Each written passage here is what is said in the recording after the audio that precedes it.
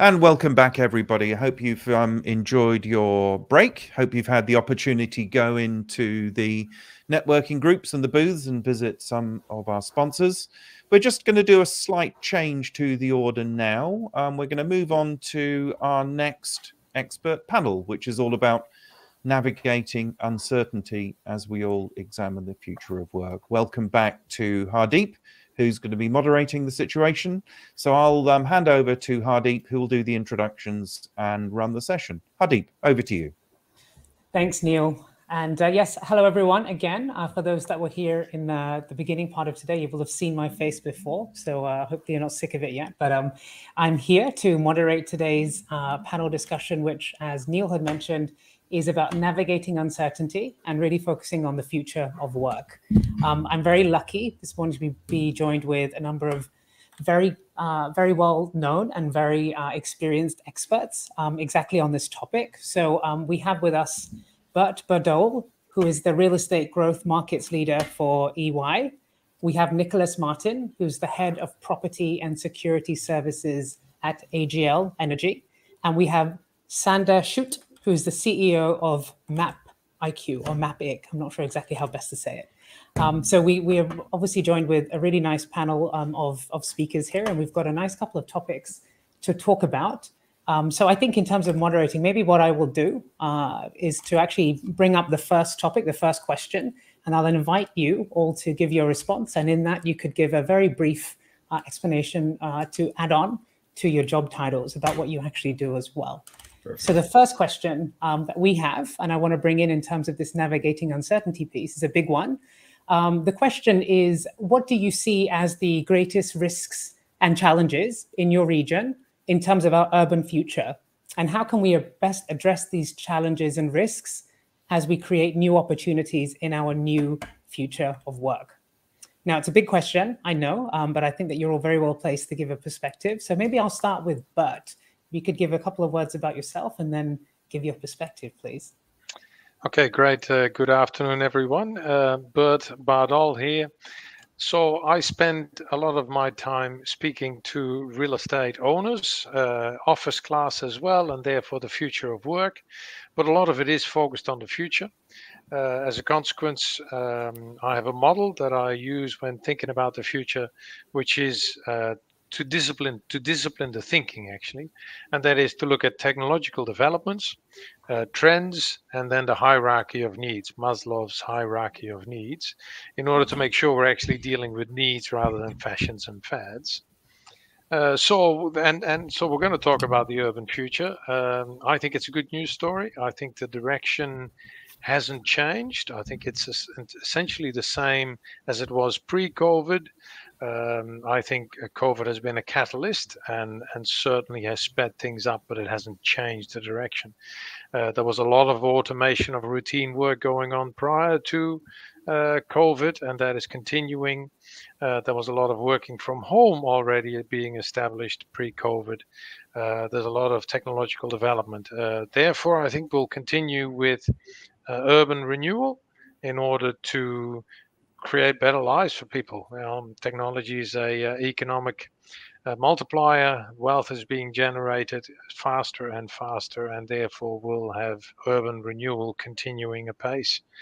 As far as risks goes, I don't think, to be honest, there is that much more risk than normal either. Economic fluctuations and public debt, but they've been risks that have been with us for a long time. I don't think it's a doomsday scenario. Asset class revaluations between office and residential, etc. That'll happen, but that's not a first either. So I don't see problems other than there will be temporary revaluations. Thank you. Thanks, Bert. I'd like to pass it on to Sander. Maybe Sander, if you'd like a shot at this, I'd love to hear your perspective. Perfect, thank you. So I'm Sander, based in Amsterdam.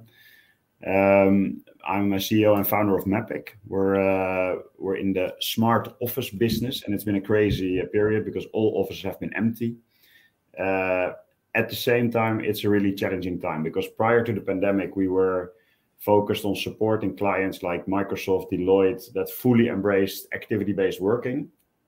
What we see now is that even the most traditional companies are considering to change their office concept when people are working from home 2, 3 days or 4 days a week. So it's really it's an exciting time. What we see is that a lot of some clients are really coming from assigned seating and then all the way moving to more effective office use. So sharing desks, sharing meeting rooms, sharing parking spaces, and all that. And we try to support that with technology at the same time. So I think it's a big opportunity for many clients to really embrace new ways of, let's say, corporate housing. At the same time, we adapted really fast. With our company, within a day, everybody was working from home. They took office chairs, they took monitors, and they were working fine. So the biggest risk I see is that everything changes back to normal too fast, and that we don't really grasp the opportunity that is there to really rethink, okay, do we really need to travel that much? Do we really need this much office space? Can we reduce the housing? Can we reduce the CO2 levels? The risk is to really not grab the opportunity that's there. Thanks, Sander. Yes, and definitely relate to you, as you've said, about organizations looking to I guess, revamp the way they work. And like you've said, activity-based working is something that we, of course, we practice and consult on. But yeah, it's become more and more of the reality of today that it isn't really optional for organizations to rethink it. It's just become much more the norm today. Yeah. So definitely can see that as well in this part of the world in the same way that you can too. Nicholas, I'd love to hear about your perspective on this question too. Yeah, thanks, Hardeep, and good morning or good afternoon, depending on where you are in the world. I'm in Sydney, Australia. My role is a national role with AGL, which is the largest energy generator in the country, and we have a mixture of industrial and commercial sites. So I look after real estate, the facilities management, the workplace management, the employee services aspect, and I also look after security and all the continuity pieces that go with that. So I'm quite fortunate in having a broader view other than just purely on a commercial level or operational level. I get to see a whole lot of other parts of the business. So from my point of view, if you talk about the future, you just never know what's going to come. I'll give you an example. So my day has been quite busy today because in Melbourne this morning we had not only an earthquake at 9 a.m, but that earthquake not only had caused this self-evacuation, but it impacted one of our operations right near the epicenter, one of our hydro operations. So a township was concerned about a dam bursting. Thankfully, that didn't happen. But then we also had protests moving through the city. So then staff are like, oh, we want to leave the building, but then we're putting ourselves in the path of a protest. So it's a pretty extreme example, but it's a real example of what happened this morning. So I guess where I'm coming from is that, well, we might seem to understand where the future will take us, and we've had a large pandemic event, and surely we can't have events backing up against that in the future. I feel that it will be a more uncertain future when it comes to events and their impacts, which then pushes businesses in to understand their flexibility. And Sander spoke to it. Businesses can move quickly, and they can look after their workforce and continue providing the opportunity for them to continue to work irrespective of what's going on. So for me, the big risk is businesses that go into a comfort mode, that we've had the big event, we're all sorted now. That's a one-in-a-generation thing. We don't have to worry about that anymore. Rather than looking at their organisation, their resilience and their ability to adapt and flex as the environment changes in the future. Yeah, thanks for sharing. And yeah, we've heard a little bit about this earthquake. It sounds crazy, to be honest, I guess, given where I am in the world. But that being said, it definitely sounds like people have taken it very much in their stride. It's something that happened. And like you said, it's people find ways around it, which I think is that resilience in some ways that we've all kind of built out from the result of 18 months of, wool being taken from under our feet many, many times. So good to hear that. And thanks everyone for sharing your perspectives on what we kind of talked there about the urban future. But I'd love to kind of bring it in a little bit more and perhaps focus a bit more on the perspectives of maybe what's good about all this. Of course, we are navigating a new future of work. I'd love to hear from each of you folks about what you think are the big opportunities that we can all experience. Of course, there's a lot of uncertainty, but what's good about all of this? What are the opportunities you can see within your organizations or your clients in terms of actually going from where we are today to actually to a stronger environment in the future? What's good about all of this? And again, I'll open it up. Whoever would like to start sharing, please feel free. And I'll let each of you guys go. Okay, well, I'll bite off then. Look, I think in many respects, the new way of working, which, by the way, in 4 years' time, we'll look back and look at it as the old way of working. I mean, things move very, very quickly now, so I don't think it's all that new. I think the direction was already there, but the new way of working in so many respects is better than the old way of working. The EY, so Ernst & Young, we already were down to 70% of staff that could come to the office at any one time. If more came, there wouldn't be anywhere for them to go. So we were relying on 30% working from home. That's only going up. I find it interesting that we still talk about the return to the office as the default position, and rather than and then talk about the hybrid of work and how we make this work and how we rebuild our processes around it, rather than looking at working from anywhere as the default position and then looking at a new purpose for the office. And I think ultimately that is the opportunity. Those who can figure out what the new purpose is of the office, because there's definitely still a purpose for the office. I mean, I'm sure we've all tried to have a team session where we had drinks on Zoom with our team. And then that's great fun for about 45 minutes. But it really does not compare to going out on the town for a night. I mean, it just doesn't. So community is still important. So the office will have a purpose. We just need to figure out what the new purpose is, rather than stay in this paradigm of returning to the office, to back the way it was. Because we've progressed. It was a catalyst, but the change was already going in that direction, in my opinion. So. Yeah. Thanks, Bert. Got me thinking nostalgically about going out on the town. Doesn't happen anymore, to be honest. So, yeah. Soon. Yes, other two, Sander, Nicholas. Hardeep, you should come to the Netherlands. We're opening up this week, so bars are open again. So that's good. It was Warren Buffett who said, "When the tides go out, you discover who's been swimming naked." And I love that quote because.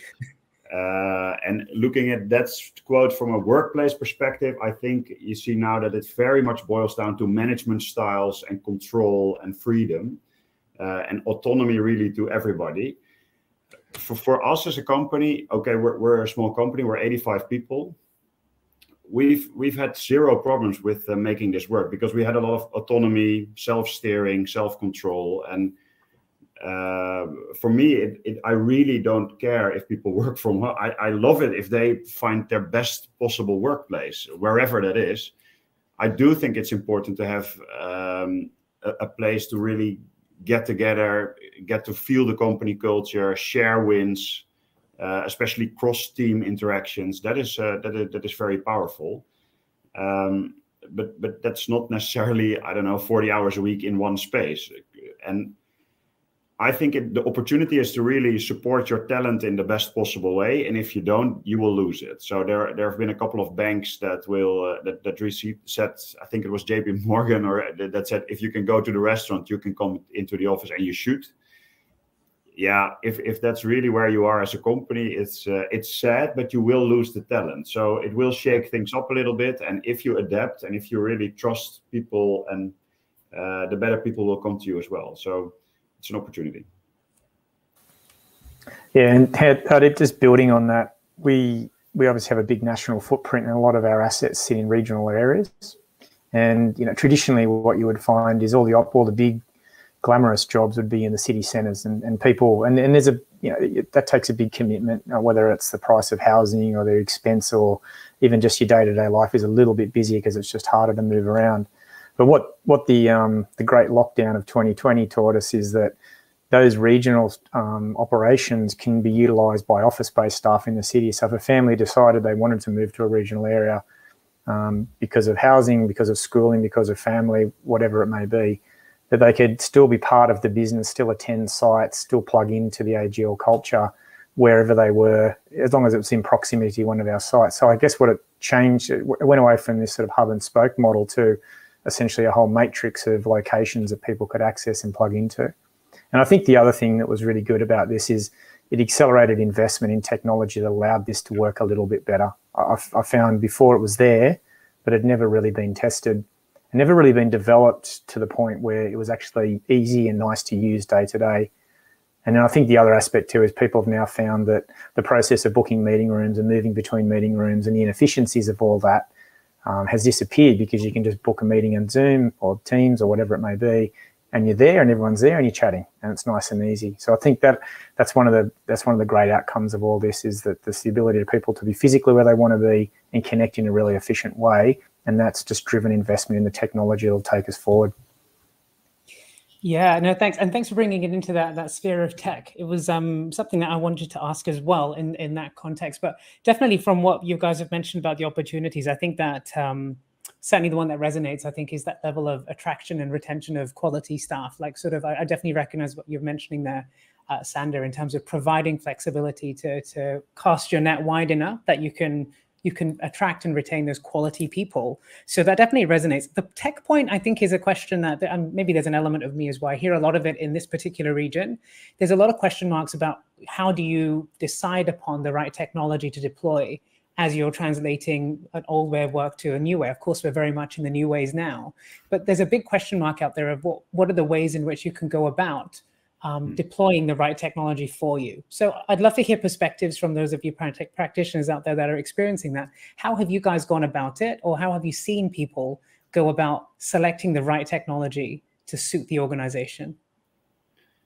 I'll give a very short answer, and that's EY implemented Teams, and it doesn't matter if it's Zoom or Teams or whatever the brand name is, probably a year prior to COVID, and we were already moving to a point where if I had to travel 6 floors in the office, it was easier to do a Teams meeting.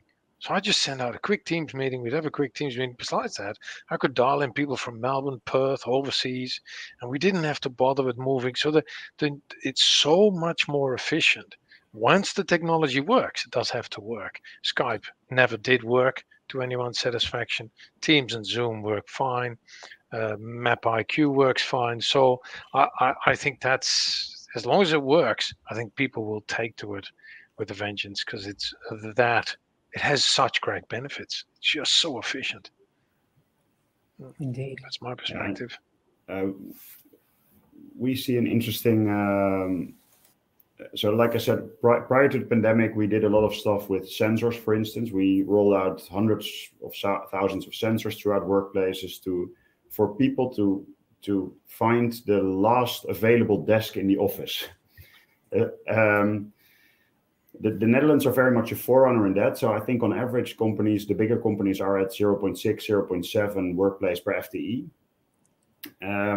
And we did that. So we did a lot of data analytics on workplace availability and showing that to people. And that was really our bread and butter. I think we did it well. At the same time now, we also, during the lockdown, developed a product to help people get back to the office safely with reserving a spot in the office, for instance. And what we see now is that is much nicer, because I can show my intent to you, like I'm coming to the office tomorrow, are you joining me? And the same goes with meetings. I love Teams for the efficiency of travel. At the same time, I love it a lot if there's a physical meeting, especially if you're doing more creative stuff like brainstorm, or you really have to solve a complex problem. I'd rather have everybody in the same space and really discuss it in real life. So for us as a tech firm, we think there's an opportunity in supporting that. So to really, if you have a hybrid meeting, people need a place in Amsterdam, they need a place in Perth. Some people will work from home, and we as a tech platform should support that in the best possible way. And that's a whole new domain that I think isn't catered to as well as it should. So there's a lot of opportunity to grow in the tech space as well, to support, let's say, to match demand and supply of space and demands of the people in a better way. So to your answer, how do you find the best possible vendor? I think it's not so much about what they offer now. I think that's key. At the same time, things are changing, so you need to align on the vision as well, the vision on the workplace and how you should support that with tech. Yeah, and from a practical sense, Hardeep, we actually, prior to the pandemic, had started converging systems that held information. So by way of example, we used SeraView to do our workplace management, but that wasn't connected to the access control system, which then wasn't connected to the ERP system, which was Workday, which was essentially the source of knowledge. But that wasn't connected to my identity, which was the cybersecurity application, which granted access to certain spaces and floors. So we just found that we had all these great tools, but there was never a demand to bring it together. And we just felt like we were paying a lot of money for real estate, and we felt you just sort of intuitively knew you didn't need that space. And then what had already started to happen was Mondays were okay, but definitely on Friday it was dropping off, and equated to 6,000 square meters of unused space a year in that per week in AGL, which equates to, I won't go into the exact number, but multi-millions of dollars. So I felt like we really had to know how were people using the space, but each of those systems were only giving us little snippets, and we had to look at it as a collective. And so we spent a lot of time on API development to bring all that together to give us some really good consolidated reporting. And it did show us that it was trending to a low Monday, an almost dead Friday, and then Tuesday, Wednesday, Thursday, high uptake. And so that data was then helping us figure out how do we balance this out and why are people doing this. And that conversation had started, and then the pandemic hit. So we felt like we were on the front foot. And then that just supported the development and integration of all that technology. But I think what we have now is not fit. I think to Sander's point, what we have now is a long way from being what we need in the future. And the VC capability around that and how you bring people together, knowing that they're going to be in an office on that day and they're in my team and I work with them a lot. I just feel like there's nothing out there at the moment that serves that purpose. And I feel like we're a little bit away from that just yet. Yeah, no, thanks for sharing. And it's good to hear the perspectives. I like the concept of, as kind of Bert was mentioning, it's the idea of course, leaning into it. It's great. And it really does help in terms of the way that we can enable the workplace to work. But I think on the other side as well, there's a lot. And I guess maybe the reason why I had that question was that it's a bit of a minefield out there, because it's almost, there's so much technology you could consider, but really it's about actually having that foresight, that thinking forward and saying, as you've sort of said, because it's about what is fit for purpose, not today, but actually in a few years' time. That's really where you've got to start thinking. And I get that part quite loud and clear. So absolutely, thanks for sharing on that question. I'd love to shift the focus of this slightly. And it's actually a question which actually is quite, I guess, I don't know if I heard anyone really mention about it today, but of course, we all know that given we're working in a hybrid environment, we've got people, we're obviously talking about the workplace being the office, but also home is very clearly a real place for work as well. So a question that I have for the panel to discuss would be about, given that many people are working from home on any given day for any company out there, how do you foresee the business's obligation to support its staff in a way that may be similar to how they are in the office? i.e., how can you support employees that are working from home in a similar way that you might be if they're working from the office? That would be the question. Love to hear your perspectives on that. Look, I'll default more to my colleagues Sander and Nicholas, who probably think about that more. For me, that's almost a hygiene question, right? Of talent, legal, and physical environment risk. I think it will become default that everybody will have a support pack as they start working from home, as they start a job. I think it'll be a standard part of the workplace, and therefore there'll be legal policies, there'll be just policies put in place. I think to retain your talent, you've got to just offer flexibility. It's work anywhere. People are moving to the country, people are moving further away from the city, people are moving into the city. But in the end, if you look at human needs, people want to work on their self-actualization. They want to work on work-life balance. And that means they don't want to work in an office 5 days a week. I think that is so gone that it isn't funny. I fully agree with Bert. So it's a hygiene thing, and it's really a no-brainer, I think. The one challenge I see is that when people are physically in an office, there is an opportunity to also check up on people. And what I've heard sometimes that people, if they're single, if they live in an apartment on their own, that they can sort of slide away from everything. And that is something I'm personally still struggling with. What's our responsibility as an employer to how do you deal with the mental well-being of everybody? Whereas in an office you can check up on people more regularly. But we should. Yeah, I agree with what Bert and Sander are saying, that it is a HSE issue, a health and safety issue, and you need to make sure that your people are set up at home appropriately, because long term, if their ergonomic setup's bad, or to Sander's point, they're living in a shared apartment working off a kitchen table, and they're stressed out because they can't do their work because of the noise and activity around them. I think they're things that you do have to assess on an individual level. But the other factor is that we've noticed too is it's not the same for everyone, whether it's an individual level or where you sit in the organisation's hierarchy. So if you're more senior in the business, you've had a chance to establish a home, maybe a nice home, you get paid a bit more, you've got a good office set up, it's nice and quiet, you've got your coffee machine next to you, your dog sitting on the floor beside you, and life's great. And you're in no rush to come back, because you're like, if I go back to the office, it's noisy and people are interrupting me, and I've got to walk to the coffee machine, which is the other end of the floor. I can't bring my dog in because we've got a no pets policy. But then you've got a single person who's living in a share house, all trying to use the same Wi-Fi. They're all noisy. They're doing Teams meetings. There's doors banging and everyone's having lunch at different times. And they're like, you know what, I'm done. I want to get into the office where it's quiet and calm, and I can also interact with senior people and build relationships and learn. So I think I agree with the work from home, but I still think there's going to have to be some balance in getting your senior people and your junior people together to get that culture established, and that giving that ability to people to be mentored and develop and build relationships, because it is a big part of corporate culture, whether we like to think it is or not. Yeah, no, thanks for that. And funny when you say about dogs, my dog is literally on my lap right now. You can't see her, which is right here. So I think the reality is I mean, we're all living it. And certainly, I myself, I'm living it right now.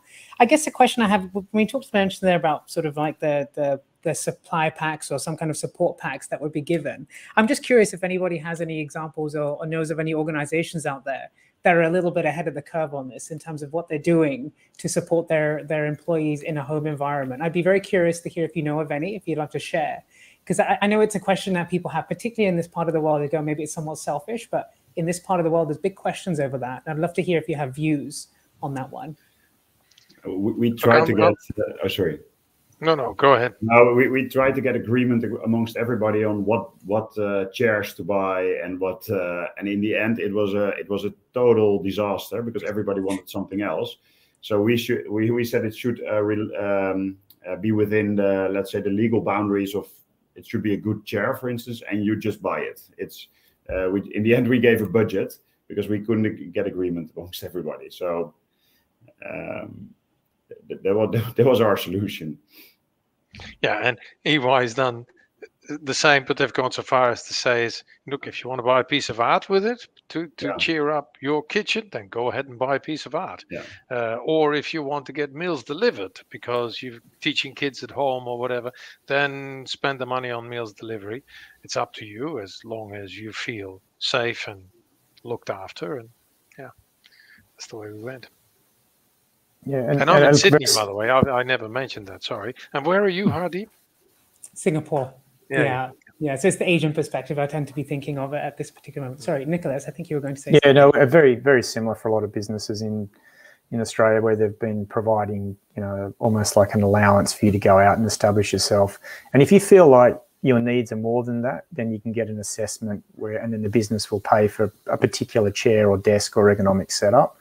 But I have noticed that companies like Atlassian have taken it another step, and they're doing regular check-ins. They're mailing out regular little prep packs, with lollies and a little projector and a screen, and they're constantly doing it. And I think that's the missing piece. I think it can't be a set and forget. You can't say, here's your money, set yourself up, you're good to go. I think you've got to be, if they're going to have big chunks of people at home, and in reality, it's essentially the equivalent of office towers sitting in suburbs at the moment.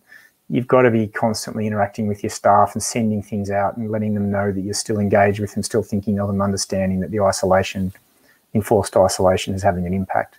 And so I think Atlassian does quite a good job of that. And they actually pushed a lot of that through LinkedIn as well. So you're actually getting to see what that business is doing for their people, which then plays to Bert and Sanders' points about retention of talent.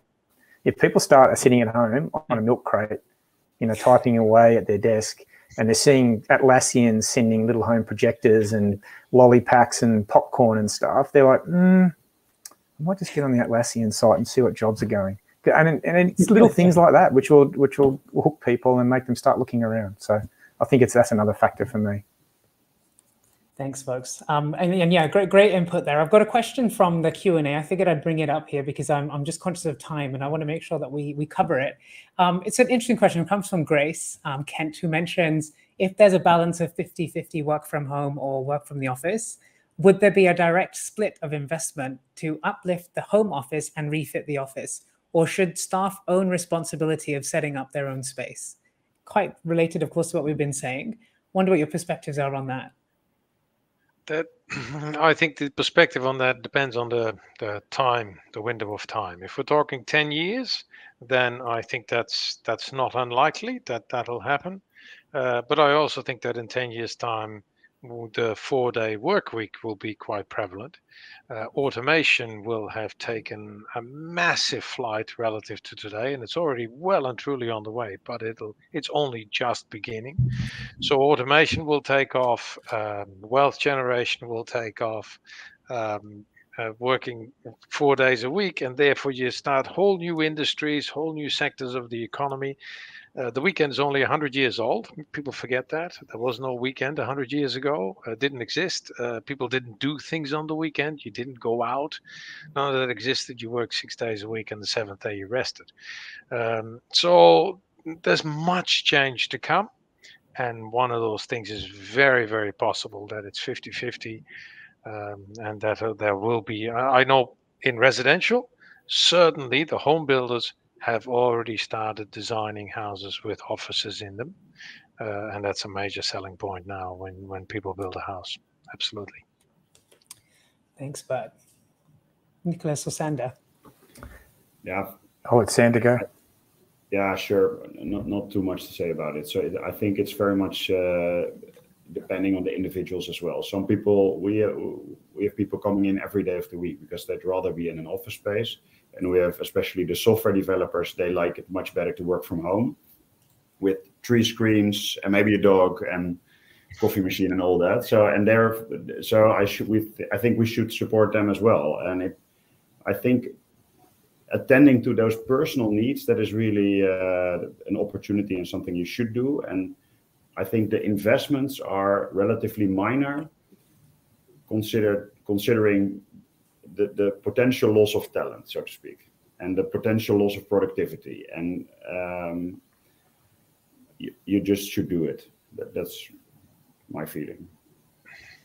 Yeah, and just quickly for me, having to manage AGL's Capex budget, our fit-out budget, I don't think you'd never see a business allocating money to someone's residence to fit it out. I just don't think that will ever happen. I just think it's going to be probably an expansion of what we're doing now when it comes to that welcome pack, whether it's a desk, a chair. And if you already have that, you probably might do something in lieu of that, get a coffee machine or a dog. I don't know, something. But, so I think I don't feel like we'll ever get to a 50-50 split, because if you understand the cost associated with fitting out a floor, it's enormous, and I'm not sure that's going to necessarily translate to an employee, but I think it'll allow for more money to help people have a better home work environment. Well, thanks, Nicholas. Thanks, Sander. Thanks, Bert. I recognize that we're getting close to time, so I'll be closing up now. Thank you so much for all of your inputs and all of the insights that you have. It's been great to talk to you, and I think this is a really lovely conversation to have. Neil, I suppose now it's time to go back to you. Indeed it is, and I'd just like to thank all of you for what was a very pragmatic approach to the world that we find ourselves in. Bert, I liked your dryness and pragmatism as you were describing. You're pretty much saying, let's just get on with it. It's here. Let's not make a drama out of this. Let's just focus and move on. And some very interesting topics. Hardeep, as you quite rightly mentioned, you know, in our part of the world, I too am in Singapore, homes are a little smaller. It's quite challenging to create the right kind of a home environment. Not only are the square meters less, but the number of people, because of extended family, makes life a little bit difficult. So I think that blend of different locations and having flexibility to choose is just the right thing to do. And if you want to find out what makes sense for people, it's not rocket science. We can just go and ask them and come up with a pragmatic business-based approach to sort out some of those basic hygiene factors there as well. And I think, Sander, to your point earlier, you were mentioning that the Netherlands has long been at the front of some of these kinds of ideas, working differently within the office. And I think, you know, there's a lot to learn from other parts of the world about how to translate that into a new working future. So some really interesting stuff. Gentlemen, thank you very much on behalf of the audience. I'm very sure they've enjoyed it as much as I have. Thanks so much for your contributions. That was great. Thank you all. Thank you. Thanks, Neil. Thanks, Adam. Thanks, folks.